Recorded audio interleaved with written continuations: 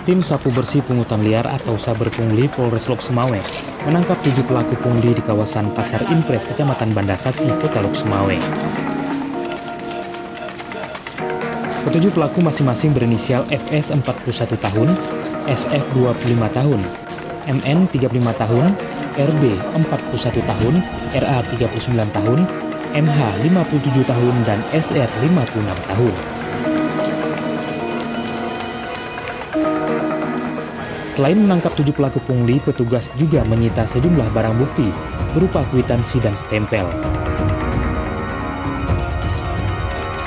Wakapolres Lok Sumawe Kompol Raja Gunawan mengatakan, pelaku menggunakan modus berdalih mengutip uang bongkar muat truk barang dan memberikan kwitansi yang sudah distempel yang mengatasnamakan kelompok Serikat Pekerja.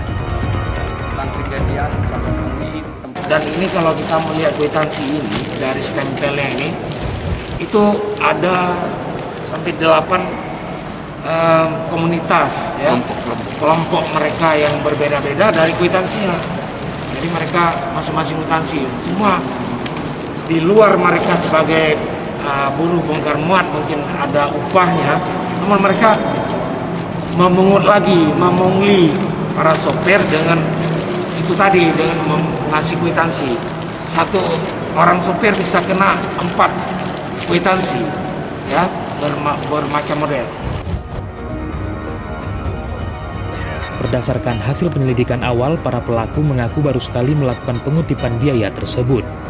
Namun berdasarkan informasi dari masyarakat, mereka sudah ada sejak beberapa tahun silam. Ketujuh pelaku akan dilakukan pembinaan agar tidak mengulangi perbuatan yang menyebabkan keresahan di kalangan jasa angkutan serta masyarakat lainnya.